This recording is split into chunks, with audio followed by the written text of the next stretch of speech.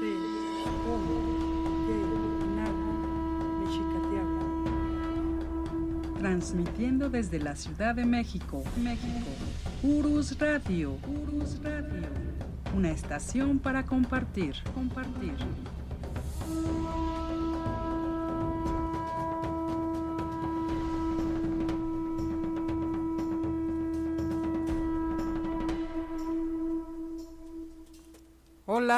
Hola, ¿qué tal? ¿Cómo están, amigos de Urus Radio? Aquí estamos con ustedes transmitiendo nuevamente su programa de la verdadera historia de México. Hoy estamos a 24 de abril de 2023. Los saludos, soy Doris y bueno, vamos a empezar una serie nueva, amigos. Vamos a empezar una serie, pues ya no. Ay, está redundando, profesor. Pero vamos a empezar esta serie que ya nos habían pedido, que es acerca de los tlatoanis, y el día de hoy el profesor nos va a hablar de Acamapixtli, que fue el primer tlatoani. Y bueno, el día de hoy estamos estrenando cortinilla. ¿Qué le parece, profesor? Buenas noches. Licenciada, buenas noches, amigos que nos escuchan en Urus Radio, muy buenas noches. Me dejó impactado, licenciada, al momento del sonido del caracol, dije, ¿qué está pasando? Y ya puse mucha atención y la verdad quedó muy bonita la cortinilla, va muy ad hoc con el tema que vamos a iniciar. La felicito, licenciada, quedó muy, muy bonita la cortinilla. Pues gracias, profesor. Y pues la cosa es que innovemos, ¿no? Innovemos y que también le guste a nuestros amigos. Y no es para menos el tema de hoy, profesor. Así que el día de hoy estamos ya listos y atentos para que usted nos hable. Ay, no alcanzó a escuchar la cortinilla, Jacobo. No puede ser, Jacobo. Bueno, ya la escucharás, creo que está muy bien. Y el día de hoy empezamos con esta serie de los tlatoanis. Así es, licenciada, igual me quedé leyendo un poquito los mensajes, nos piden que hablemos del pentatlón. Efectivamente, y dice aquí, buenas noches, licenciado profesor, saludos de Chihuahua, espero verlos en la banquetera. Y bueno, gracias a todos por sus mensajes, gracias. Amigos, es una serie que ya nos habían pedido desde hace tiempo, es muy interesante, muy interesante, e igual hay muchos detalles dentro de la historia de los tlatoanis de Tenochtitlan, porque, como bien platicábamos con la licenciada Doris antes de abrir el programa, hay muchos tlatoanis. Entonces, pero vamos a hablar de los tlatoanis de México, Tenochtitlan. Entonces, es un tema sumamente interesante. Comenzaremos el día de hoy con Acamapixtli y bueno, cerraremos con el gran tlatoani Cuauhtémoc. Muy bien, profesor. Pues empezaremos, pero amigos, nos llegaron algunos comentarios de que querían escuchar esa anécdota de Nelly Campobello. Entonces se las voy a compartir rápido antes de iniciar con este episodio. Les decía que Nelly Campobello en su libro nos cuenta que bueno, ella presenció el consejo de guerra que le hicieron a Felipe Ángeles en el Teatro de los Héroes. Tanto ella como su hermanito se metieron entre la gente y llegaron hasta adelante. Y bueno, la cuestión fue que menciona ella que Ángeles se defendió y defendió a los dos hombres que estaban en la misma situación que él. Felipe Ángeles sabía que lo iban a matar y él mismo exponía en su defensa que lo que estaban haciendo no era un consejo de guerra, que faltaban algunas cosas más. Pues también en público dio las gracias al coronel Otero, que le prestó un traje, era un traje café que él estaba usando precisamente en esos momentos. hasta abrió los brazos para que vieran cómo le quedaba de grande. Ella decía que le nadaba. Y bueno, también la mamá de Nelly llega a buscarlos y bueno, tanto a ella como a su hermanito los saca de ahí y pues los regaña diciéndoles que no se dan cuenta que en cualquier momento puede entrar Villa para rescatar a Ángeles y entonces sí habrá una matazón terrible. Y bueno, los encerraron y después fue el fusilamiento y el velorio. Primero pues el fusilamiento, el velorio, y ahí su mamá se encuentra con una señora llamada Pepita Chacón, que fue a verlo una noche antes. Dice que estaba en esos momentos cuando lo visitó, estaba cenando pollo y le dio mucho gusto verla, pues se conocían ya de tiempo, platicaron y ya para despedirse Ángeles le preguntó por una señora que conocían en común. Ella le contestó: se murió, general, se murió, está allá en el cielo, allá me la saluda. Y bueno, en esos momentos pues ya se queda pensando. Ángeles esboza una sonrisa y le contesta: sí, la saludaré con mucho gusto. Y pues esa es la anécdota que tenía que comentarles, profesor. Híjole, qué difícil y bueno, parece como humor negro, ¿no? Así. ¿Qué pasó con la señora? Pues murió. Pues ahí me la saluda, ¿no? Y sabiendo que lo iban a fusilar. Bueno, más y más historias alrededor de estos personajes. Y gracias, licenciada. Me quedé de veras escuchando por completo la historia. Muchas gracias, licenciada. No, pues de qué, profesor. Fueron unos momentos difíciles. De hecho, yo leía que el general Ángeles, ya sabiendo que lo iban a fusilar, él conservó el ánimo, estuvo bromeando con los internos, con la gente que pasaba ahí en donde estaba encerrado, y pues siempre conservó ese humor, ese buen humor. Sí, bueno, aquí platicamos ya todo lo que fue el fusilamiento y la forma tan estoica en que él acepta la muerte y lo trágico de la muerte, la situación con su esposa. Bueno, ya lo hemos platicado aquí en Oro Radio. Voy a nuestro recuerdo para el gran general Felipe Ángeles, licenciada. Y bueno, pues yo quería hacer un agradecimiento de la conferencia, licenciada. Adelante, profesor. Fuimos invitados a la Cámara Nacional de Comercio. Fue una conferencia privada, por eso no hicimos invitación, aunque la licenciada la transmitió vía Facebook. Fue una conferencia privada y hablamos sobre el comercio, la importancia del comercio en México.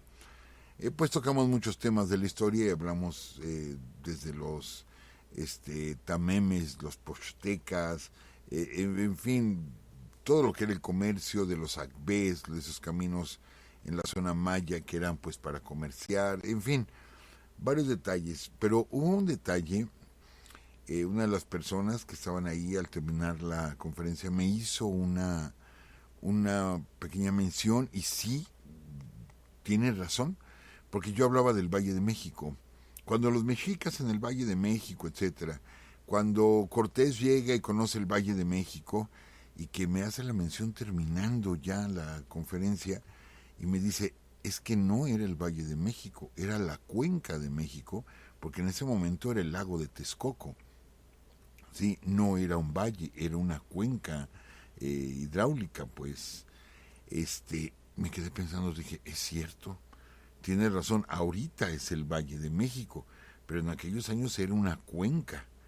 Y sí, les digo, amigos, siempre estamos aprendiendo cosas nuevas. Yo por inercia siempre decía el Valle de México y no, es la cuenca.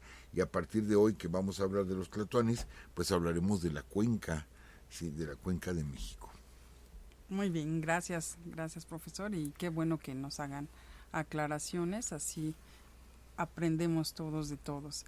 Y saludamos a nuestros amigos de aquí, que en el chat siempre nos acompañan: Javier Quiroz, Christopher Olaf, Ger Solano, Amanda Adco, Omar Eliacosta, Donato Galván, Cire Rosas, Diego Arriaga, Francisco Castrejón, Arturo Moreno, también Gio, también está Edgar Vázquez. Diego Arriaga dice: amé su intro, gracias Diego. Alberto López dice que le da mucho gusto, que pronto estarán por mi ciudad, pues por allá nos vemos, ya nos conocimos, por allá nos vamos a saludar nuevamente, Alberto, en Guadalajara. Y también pues vamos a estar en Ciudad Juárez. Ya les habíamos dicho qué fechas. En Guadalajara vamos a estar el día 5 a las 7 de la noche en frente de la catedral. Y, ¿sí estoy bien, profesor? Sí, así es. Sí, sí, así es. Y el día 6 estaremos en el Centro Cultural El Refugio a las 4 de la tarde en Tlaquepaque. Ahí ya con una conferencia. Así es. Uh-huh. Bueno. Y luego nos vamos a Ciudad Juárez y estaremos... ¿En dónde, profesor? En el antiguo edificio de la aduana, ahí en Ciudad Juárez. ¿Qué día es, licenciada? Es el día 8. El día 8, todavía nada más faltaba el horario. Falta el horario, pero parece ser que va a ser a las 4. A las 4 de la tarde. Están todos cordialmente invitados, amigos, todos cordialmente invitados. Y bueno, licenciada, usted me dice. Adelante, profesor. Ya estamos esperando este tema de los tlatoanis. Bien, amigos, hoy platicaremos de Acamapixtli. Sí, hoy platicaremos de él. Hay varios detalles muy interesantes para mencionarlo. Pero antes de llegar al mismo tema de Acamapixtli, no se trata de decir Acamapixtli nació en 1355, etcétera. No se trata de eso, sino que tenemos que dar un antecedente. ¿Por qué la importancia de conocer los tlatoanis? Pareciera como una historia muy local. Pareciera como si solamente fuéramos a hablar del centro del país o de la cuenca de México. Bueno, actualmente Valle de México, y nos olvidáramos del resto del país. Parece, insisto, como una historia muy local. Quizá nuestros amigos que estén en provincia, algunos no conozcan Ciudad de México y digan, bueno, esa es historia de allá, no es historia de acá. Y no sé, puede haber muchos comentarios, muchos comentarios. Amigos, a fin de cuentas, nosotros como nación, como país, nos llamamos México. Es cierto, cuando llegan los españoles es una cultura dominante, los mexica es una cultura dominante, los mayas ya es una cultura que se está no diluyendo, sino separando los mayas, los purépechas es una cultura que está creciendo, los huastecos igual, pero no existen registros, no existen demasiados registros acerca de estas culturas. De los mayas hay mucho registro, afortunadamente se están descifrando, se está entendiendo cada vez más la cultura maya, la grandiosidad de la cultura maya, y seguiremos por generaciones. Seguramente muchos de nosotros, o yo, no lo alcanzaré a ver dentro de 30 o 40 años quizá, todo lo que se va a encontrar sobre cultura maya. ¿Por qué? Porque no había registros en todas las culturas, y aparte, muchos de esos registros fueron destruidos. Fueron destruidos durante la conquista y posterior a la conquista. Hay dos grandes crímenes, así literal, crímenes culturales, que es el de Diego de Landa, allá en Maní, Yucatán, con la quema de códices, y quema la cultura maya. Sí, estamos hablando de decenas de códices que fueron incendiados. Y aquí en México, Fray Juan de Zumárraga, que ejercía como gran inquisidor, y se encarga de la destrucción de todo esto. Ahora, esto que les voy a comentar, perdón, licenciada, voy a hacer un pequeño paréntesis. Quizá es el cariño o el amor que tengo por mi pasado, por mi historia, Pero yo me he hecho una pregunta y yo la comparto con ustedes, amigos. Si desgraciadamente, y le he hecho esta pregunta a algunos amigos muy cercanos, si desgraciadamente tuviéramos un incendio en nuestra casa, sabiendo que nuestra familia está bien, que nuestra familia no va a sufrir daño, nuestra familia está afuera, pero se quema nuestra casa, y tenemos una sola oportunidad de poder entrar y sacar lo más valioso de nuestra casa y ponerlo a salvo. Entonces yo les he preguntado a los amigos, ¿qué salvarías tú de tu casa? Nadie dice, salvaría yo la televisión o salvaría... No, nadie contesta eso. Todo el mundo contesta, los papeles. Cuando sabemos que todos los documentos que tenemos en casa podemos conseguir de nuevo los originales. Pero aún así la gente dice, si yo tengo la oportunidad de entrar una sola ocasión sin que me pase nada y sabiendo que mi familia está bien, saco los papeles, ¿sí? Los documentos, es lo que voy a sacar. Entonces, en algunas pláticas que he tenido oportunidad de dar, yo hago esta metáfora y les digo, México veía el incendio. Conforme avanzaban los españoles, las matanzas en Cholula, Templo Mayor, etcétera, vienen incendiando, ¿sí? Los purépechas huyen a la sierra, ¿sí? Huyen a la meseta tarasca, sabiendo que va a Nuño de Guzmán, por ejemplo, y varios pueblos al saber que están siendo incendiados, hablo no en el sentido literal, sino metafórico, son pueblos que son incendiados y tienen oportunidad de salvar algo. ¿Qué salvarían? Pues seguramente sus documentos, seguramente su historia es lo que salvarían. Y precisamente platicábamos en la Canaco y en otros lugares hemos puesto ese ejemplo de que las potencias cuando dominan, lo primero que buscan destruir es la cultura del pueblo dominado. Inmediatamente buscan destruirlo, ¿sí? Y destruyen museos, y destruyen... es más, cuando la Segunda Guerra Mundial, Francia, al saber que era inminente la invasión alemana, pues todas las joyas del Museo del Louvre, de muchos de sus museos, desaparecieron. La misma Gioconda terminó debajo de una cama, porque había que salvar su cultura. Bueno, ¿y por qué nosotros no? ¿Por qué nosotros no salvamos nuestra cultura? Entonces, yo juego, si ustedes quieren, un poquito con esa idea. Digo, no, yo creo que igual buscaron salvar su cultura. Y seguramente, les digo, esto no tengo ninguna base, amigos, para decirlo, pero tengo la esperanza de que la cultura de muchos de nuestros pueblos fue salvaguardada, fue escondida, ¿sí? De saber que venía incendiándose todo aquello, les digo metafóricamente, pues que salvo mi cultura.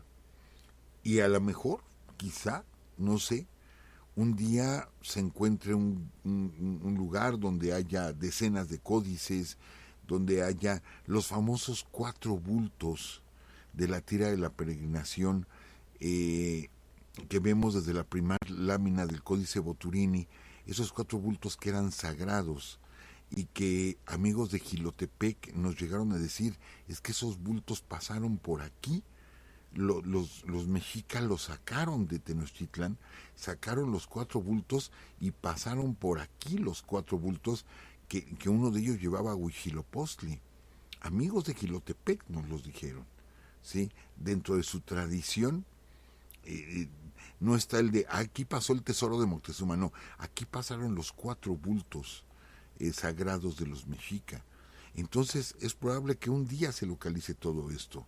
Yo espero que yo poder ser testigo, no presencial, pero sí enterarme, de que un día haremos un gran hallazgo arqueológico, donde se encuentren códices, donde se encuentren ídolos, etcétera, que hayan sido salvados del incendio que fue la conquista.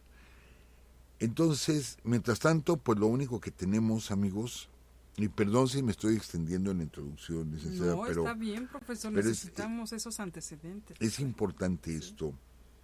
Amigos, poco sobrevive a la conquista, y de lo poco que sobrevive, Diego de Landa y Zumárraga se encargan de quemarlo. Solamente conservamos 4 códices prehispánicos.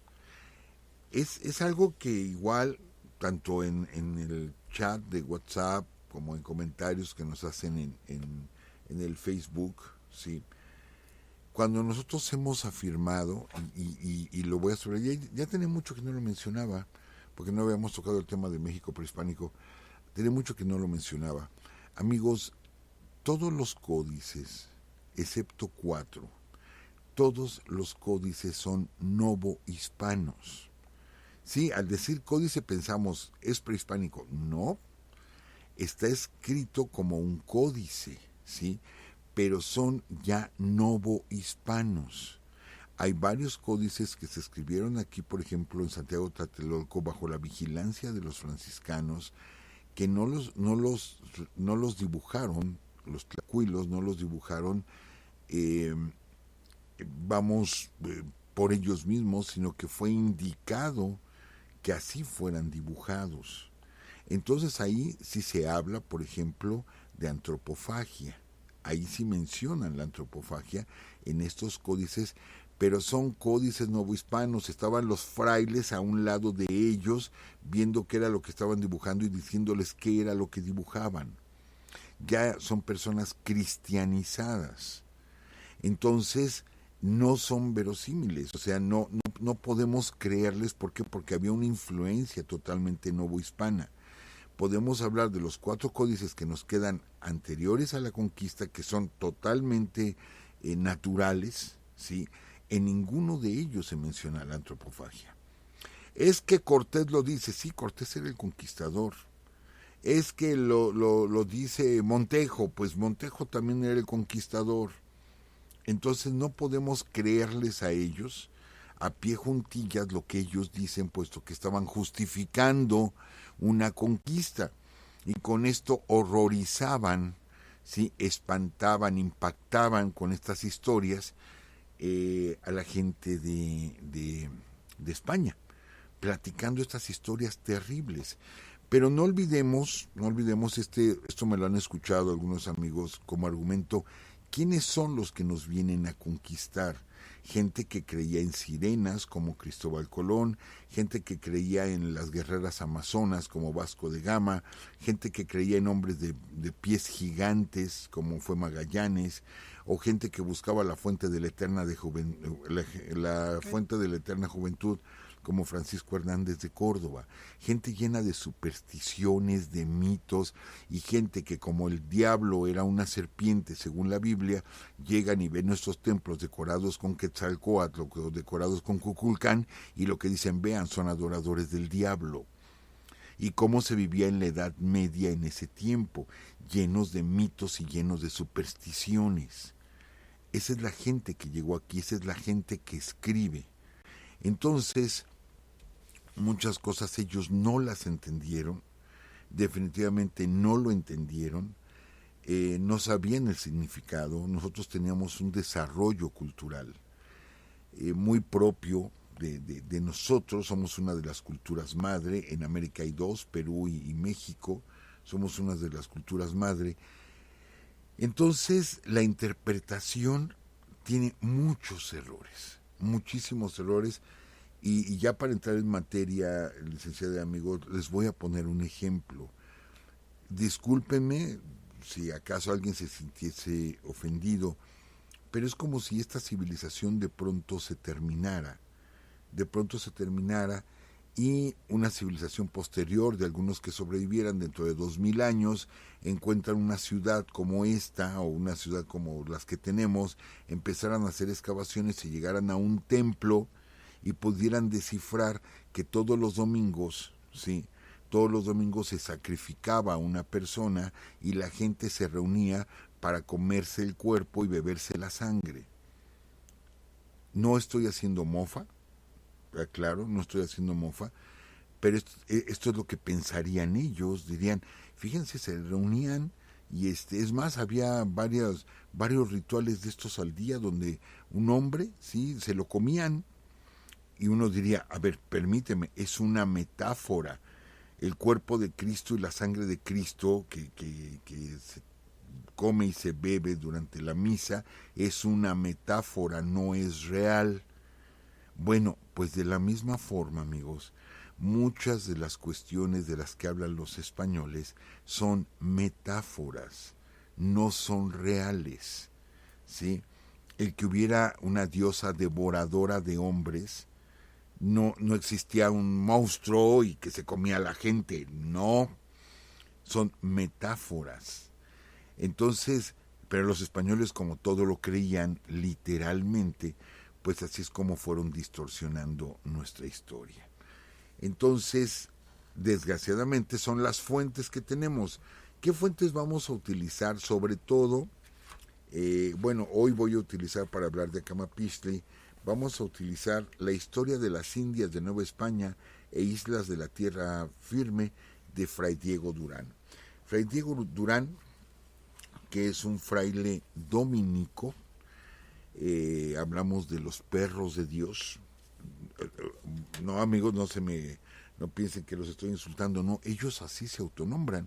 La orden dominica se autonombran los perros de Dios, hablando de que son los que van a defender como un perro a Dios. Entonces son los defensores de Dios, ¿sí? Los perros de Dios. Y es más, los dominicos es a quien se les encarga, ¿sí?, la Santa Inquisición.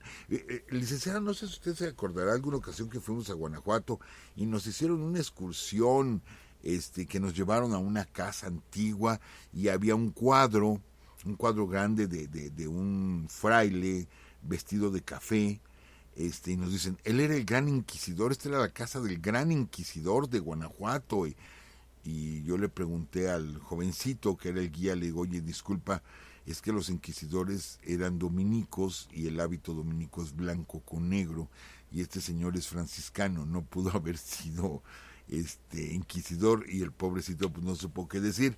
Se aprenden las cosas y bueno, normalmente lo platican con el afán de impactar, y pues vieron un retrato antiguo y dijeron, era el gran inquisidor. No, pues no era inquisidor, los inquisidores eran los dominicos, excepto Fray Juan de Zumárraga, que como no estaban los dominicos aquí, a Fray Juan de Zumárraga lo nombraron gran inquisidor.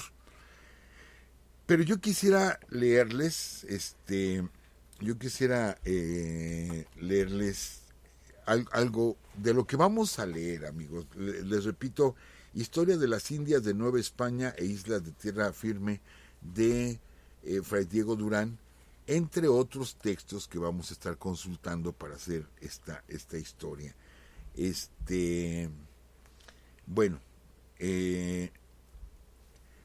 dice aquí, es que me falta un poquito de luz, pero bueno, dice aquí, en el capítulo primero, dice, empero, dice, para tratar de la cierta y verdadera relación del origen y principio de estas naciones indianas, a nosotros tan escondido y dudoso, que para poner la mera verdad fuera necesaria alguna revelación divina o espíritu de Dios que lo enseñara y diera a entender, empero, faltando estos, será necesario llegarnos a las sospechas y conjeturas a la demasiada ocasión que esta gente nos da con su bajísimo modo y manera de tratar y de su conversación tan baja, tan propia a la de los judíos, que podríamos ultimadamente afirmar ser naturalmente judíos y gente hebrea. Y creo no incurriría en capital error el que lo afirmase, si considerando su modo de vivir, sus ceremonias, sus ritos y supersticiones, sus agüeros e hipocresías tan emparentados y propias a las de los judíos, que ninguna cosa difieren. Amigos, para Fray Diego Durán, uno de los principales cronistas, ¿sí?, de los españoles, nosotros éramos judíos. Nosotros éramos judíos. Fíjense, desde aquí comenzamos mal. Entonces, Historia de las Indias de la Nueva España, Islas de Tierra Firme, y de entrada Fray Diego Durán Agarre dice, son judíos, son tan bajos, son tan ruines, son tan corrientes, que estos son judíos. ¿Por qué? Porque acuérdense que según la Biblia, y después si ustedes lo siguen leyendo, les va a dar capítulos, versículos y libros de la Biblia donde él demuestra que es una de las tribus perdidas de Israel y que seguramente, bueno, nosotros somos descendientes de esas tribus perdidas y que nosotros somos judíos. Y acuérdense, amigos, por eso les digo, hay que pretextar, hay que encontrar el motivo para tanta crueldad contra nuestros pueblos naturales. Recuerden que para ese tiempo, siglo XVI, el judaísmo era perseguido y muchas de las personas que murieron en manos de la Santa Inquisición fue por judaizantes, ¿sí? Entonces, porque tenían prácticas judías. Entonces, amigos, era un delito, era un crimen ser un judío. Entonces, Fray Diego Durán está justificando aquí, háganle lo que quieran a estas gentes, si son judíos. ¿Notan, amigos? ¿Notan esa parte? ¿Cómo desde ahí nos están devalorando? No digo que nos devaloren por decirnos judíos, no. Para el tiempo aquel que les digo, la gente tenía que esconderse. La gente judaica o israelita tenían que esconderse, tenían que cambiar su nombre. Incluso hay toda una historia de que Cristóbal Colón no era Cristóbal Colón, sino Cristóforo Colombo, y el apellido Colombo es un apellido judío. Tuvo que cambiar su nombre para que no lo persiguieran. Entonces alguien que tenía las prácticas judías, pues terminaba en la hoguera, ¿sí? Entonces, pues aquí está el pretexto. Entonces estos hombres se comían unos a otros, estos hombres eran sanguinarios, estos hombres eran crueles, estos hombres eran judíos, háganles lo que quiera. Así, vean cómo encontraron pretexto tras pretexto para estar en contra de nuestros antepasados. Pero bueno, hablar de los tlatoanis, amigos, dando esta explicación, perdón que me haya extendido tanto, licenciada, dando esta explicación.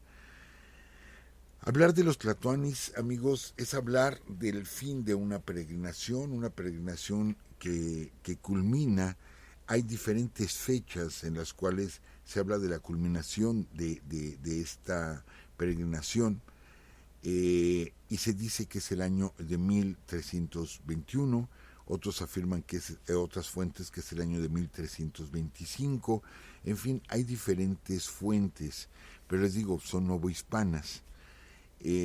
Iztlizóchitl, Durán, Sahagún, todos ellos, pues no se ponen de acuerdo, pero la fecha que más se ha tomado es el año de 1321, en el que se termina esta peregrinación. Se desconoce el origen de los pueblos nahuas. Sabemos que fueron 7 pueblos los que abandonan la región de las 7 cuevas o la región de las garzas, es más, se habla de que la peregrinación comienza desde las tierras de Arizona. Incluso hay algunos pueblos todavía naturales en Arizona que ellos hablan de que, o sea, todavía sus tradiciones dicen de que un pueblo salió hace muchísimos años, muchos años, salieron y que prometieron un día regresar por ellos.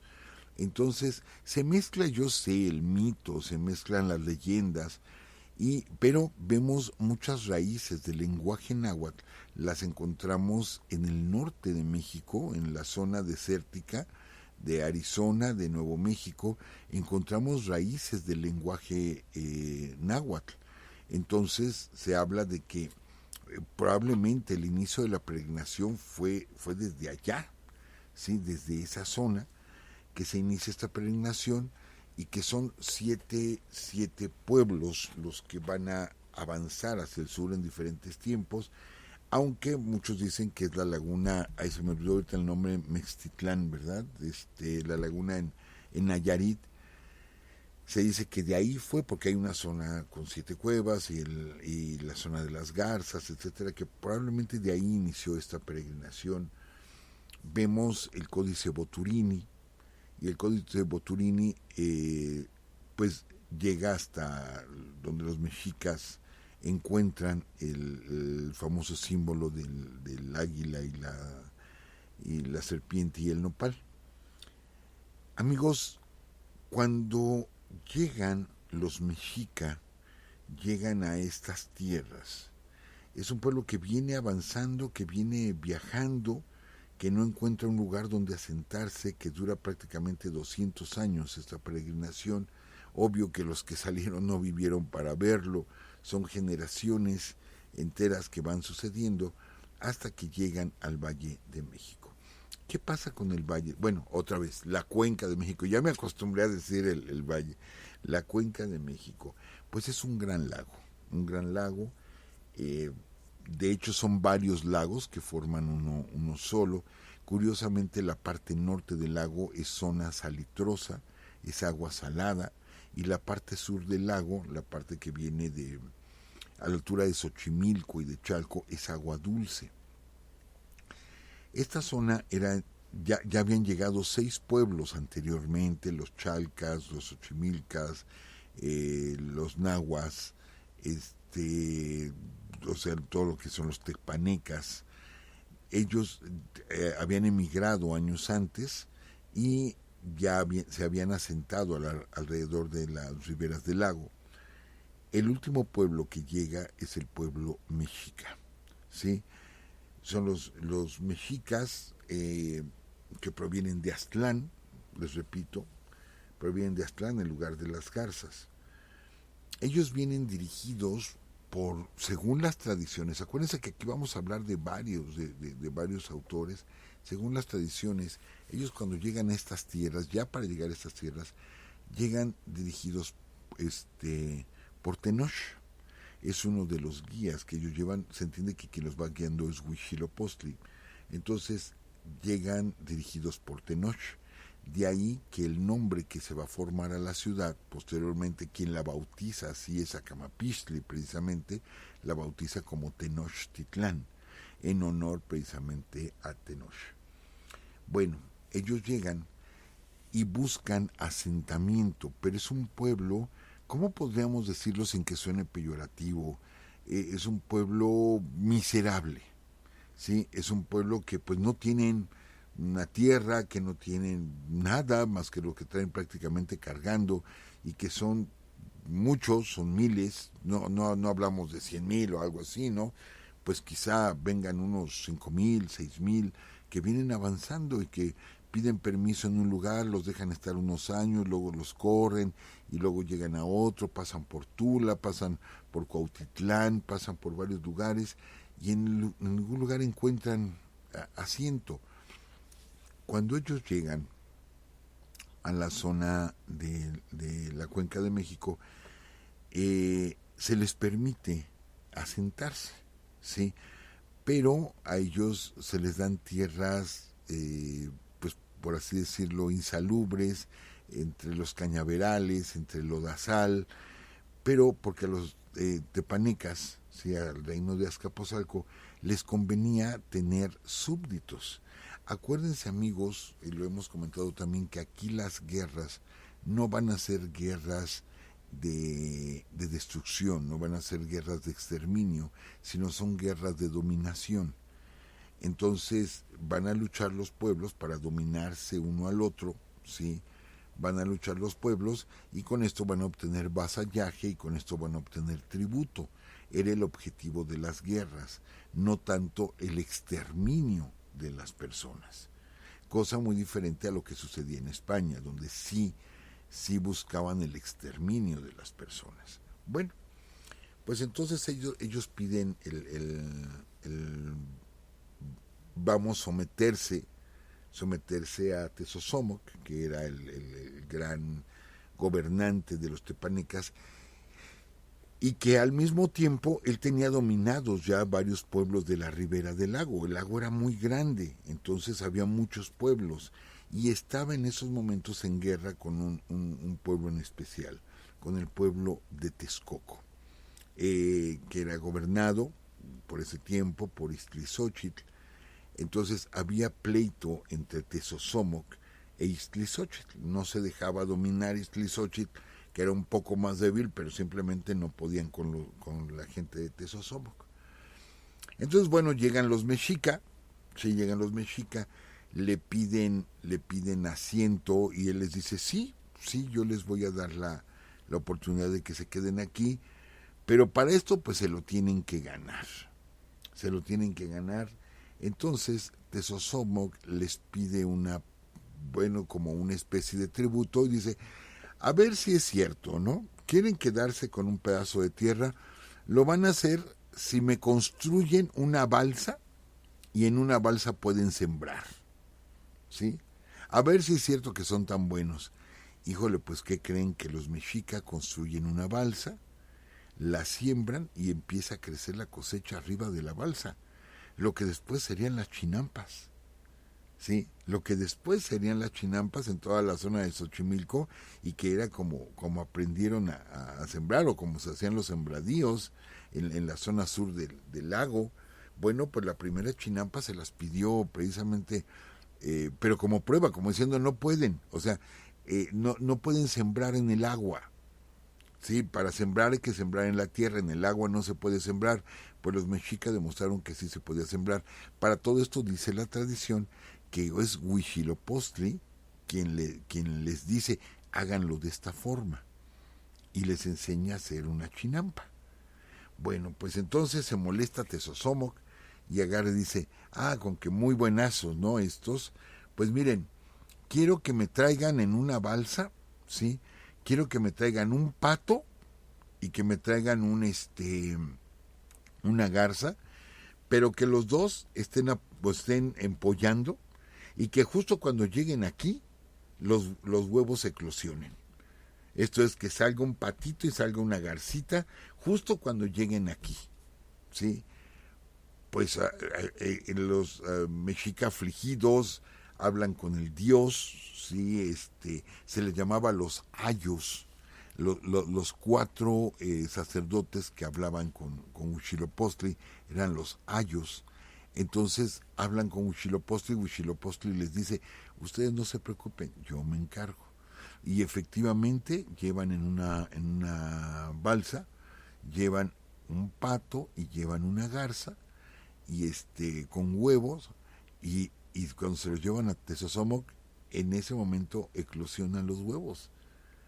Entonces es otra prueba más del poder que tiene Huitzilopochtli, y el mismo Tezosomoc se queda impresionado de que, caray, el dios de estos cuates como que sí la hace este hombre, y les permite quedarse. Amigos, para esto, bueno, vamos a ver la cuestión del águila y la serpiente. Mucho se ha dicho que van a caer en un enfrentamiento con Tezosomoc, y en la huida es donde van a encontrar el águila y la serpiente. También debemos de entender estas metáforas. Es difícil que esto haya ocurrido literalmente. No le estamos restando fuerza.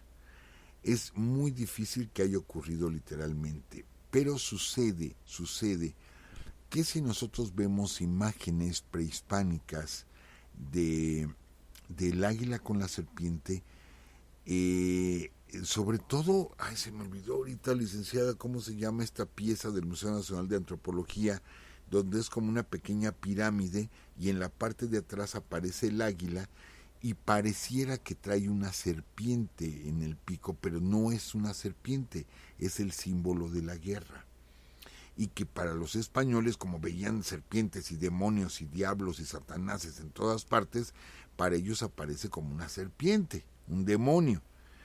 Pero en sí, amigos, tal pareciera, por eso les digo, como que vamos a ser un poco confusos, pero es que tenemos que explicar todo esto, todas estas versiones, porque efectivamente tenemos nuestro escudo nacional, nuestra águila y nuestra serpiente, como una representación de que los mexicas iban escapando de Tezosomoc, y de pronto encontraron la señal y deciden ahí quedarse.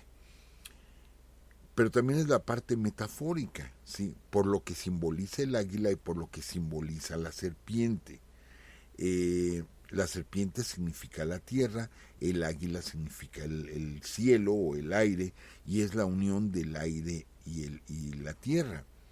Es también un lenguaje simbólico, que es bellísimo nuestro escudo. Amigos, es precioso nuestro escudo nacional, precioso nuestro escudo, pero que también es un simbolismo, no es una fotografía, vamos.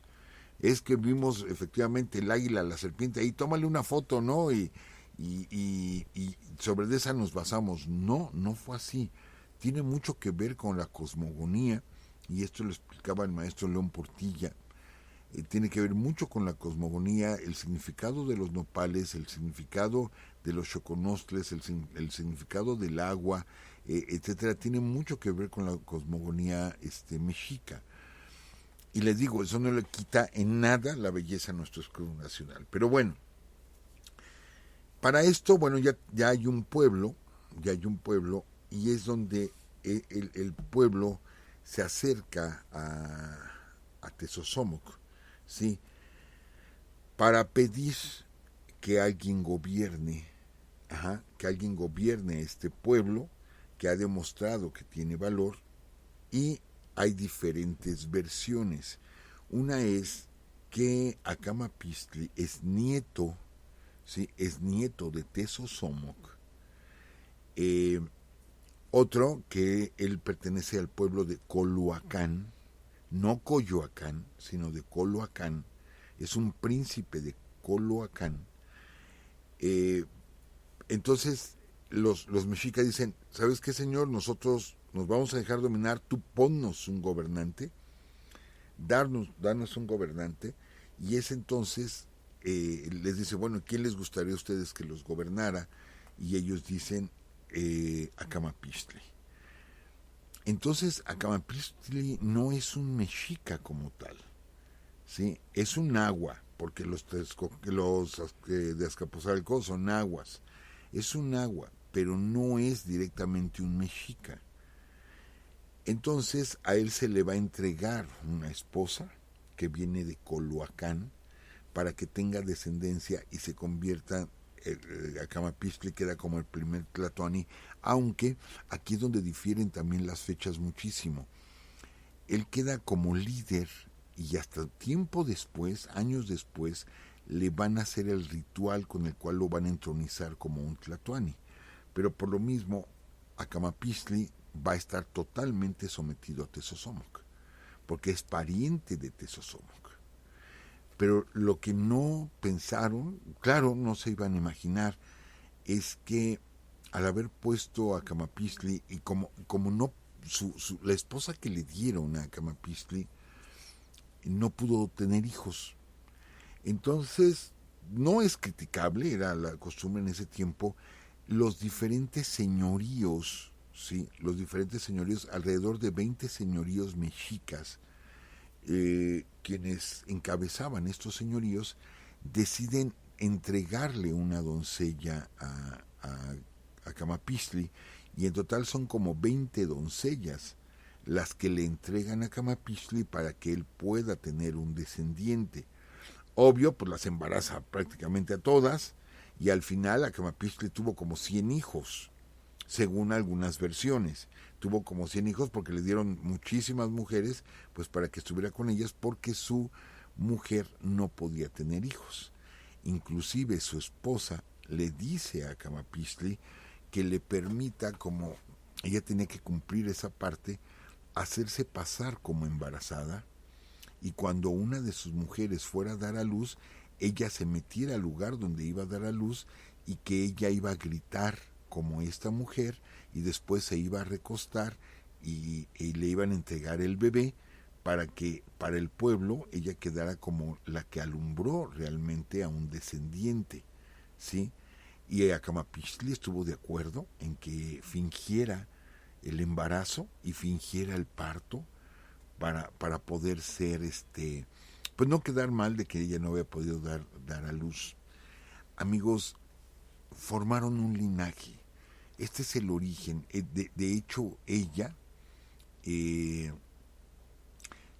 es descendiente de toltecas. De esto tenemos que hablar un poquito después de cómo los mexica buscan su ascendencia tolteca, pero de hecho desde la primera pareja, desde Camapixtli y su esposa, tienen una ascendencia tolteca, pero esta mujer realmente no pudo dar a luz.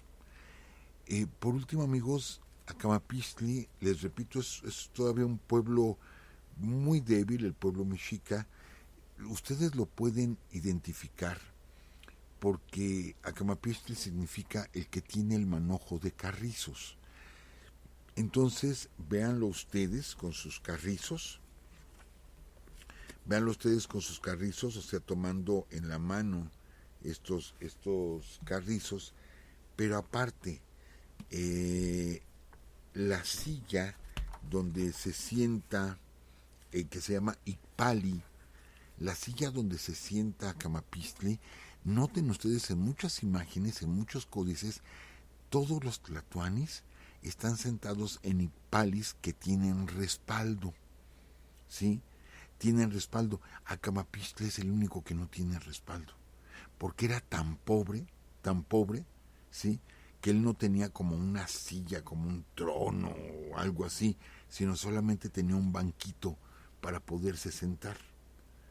Entonces, porque era un pueblo pobre todavía los mexica, y con eso identificamos perfectamente a Camapixtli como un tlatoani pobre, les digo, soy pali, ni siquiera tiene respaldo, y al mismo tiempo, les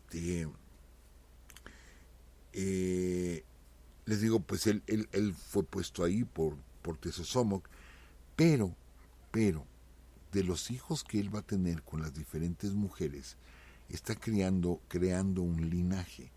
De ahí va a salir Huitzilihuitl, de ahí va a salir Izcoatl, de ahí van a salir la gran mayoría de tlatoanes, si no es que todos los tlatoanes mexica vienen directamente de Acamapixtli, son hijos, son nietos y son bisnietos de Acamapixtli.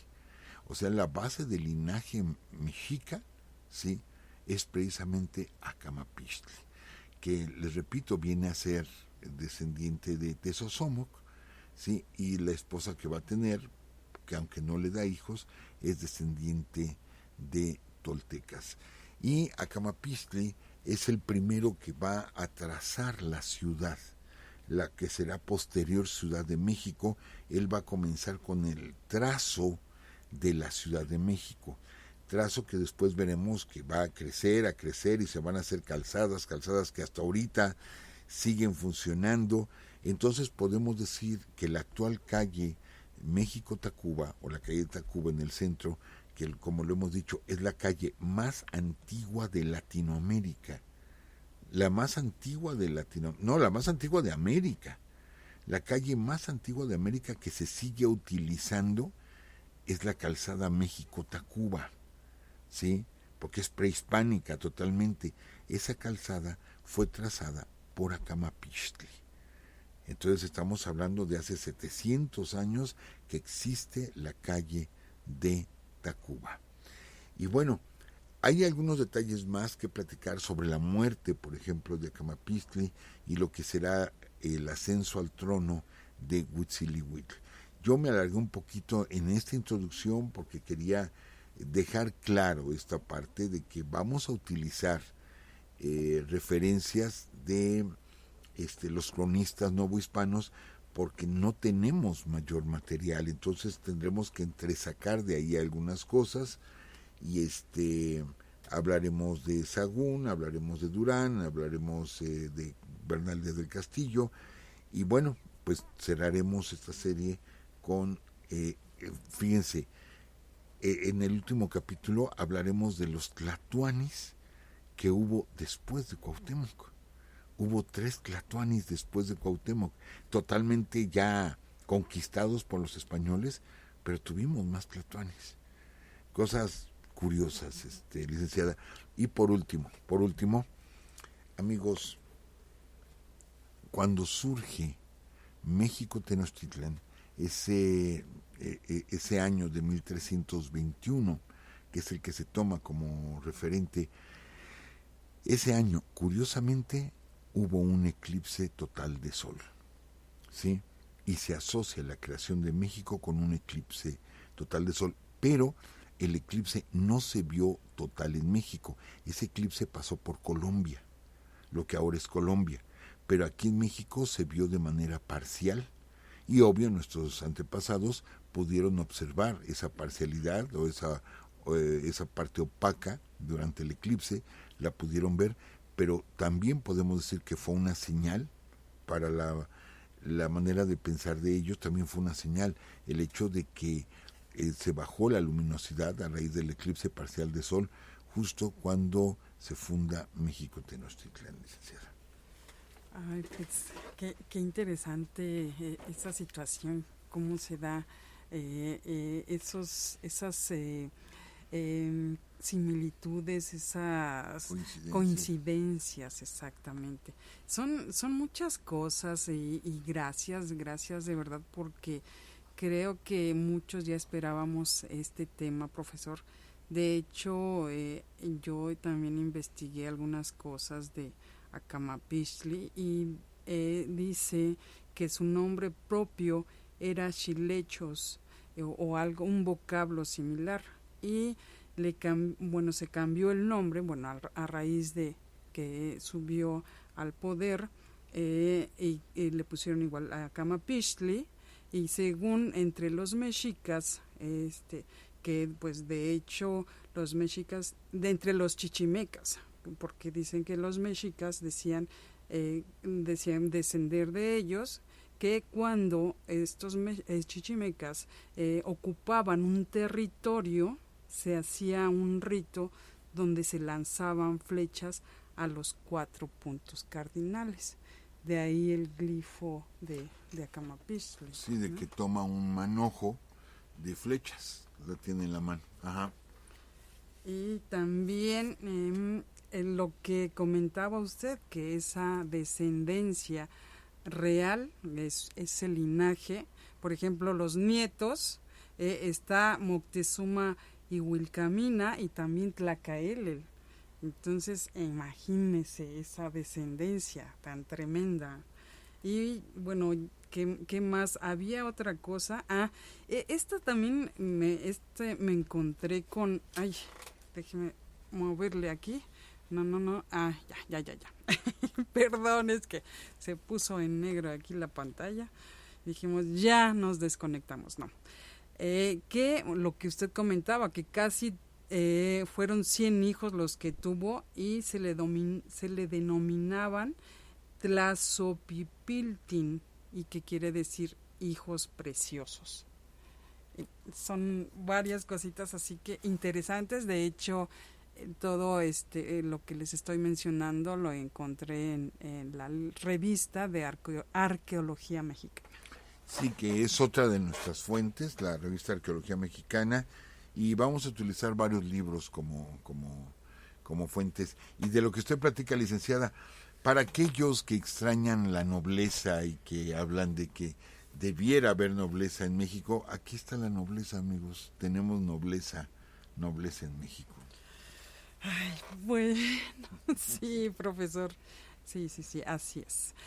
Amigos, nos vamos, que estén muy bien, los esperamos por aquí el próximo lunes, pero antes de irnos, mando saludos a todos nuestros amigos aquí en el chat, y también a nuestro amigo Gabriel, que nos comenta que, bueno, él es taxista de ya conocido, de una institución conocida, y dice que 15 personas al día en promedio escucharon el programa, porque bueno, pues él ponía el programa ahí en su taxi, y que en el tiempo en que se puso al corriente con los capítulos, él cree que aproximadamente escucharon 600 personas el programa. Pues muchas gracias. Gracias de veras, amigo. Gracias y saludos hasta Xochimilco, bueno, aquí en Xochimilco. También saludos a María Otilia, y ella nos dice que cuándo vamos a San Luis Potosí, profesor. Pues nada más que nos inviten, con todo gusto, estaremos por allá. Ahorita, bueno, pues lo que tenemos próximo es Guadalajara y Ciudad Juárez, que ya está más que confirmado. Y bueno, también vamos a ir a Tuxtla Gutiérrez, ¿verdad, licenciada? Sí, eso es en junio, ya les diremos bien. Uh-huh. Y ahora sí, creo nos vamos. Saludos también a Marisol Rojas y a su esposa Livia Sánchez, también a Carolina Silva de Bogotá. ¡Bogotá! ¡Vámonos! Ahora sí nos vamos. Que estén muy bien, amigos, cuídense mucho. Un abrazo para todos ustedes y también nos despedimos con esto. Les va a gustar también. Nos vemos, hasta luego.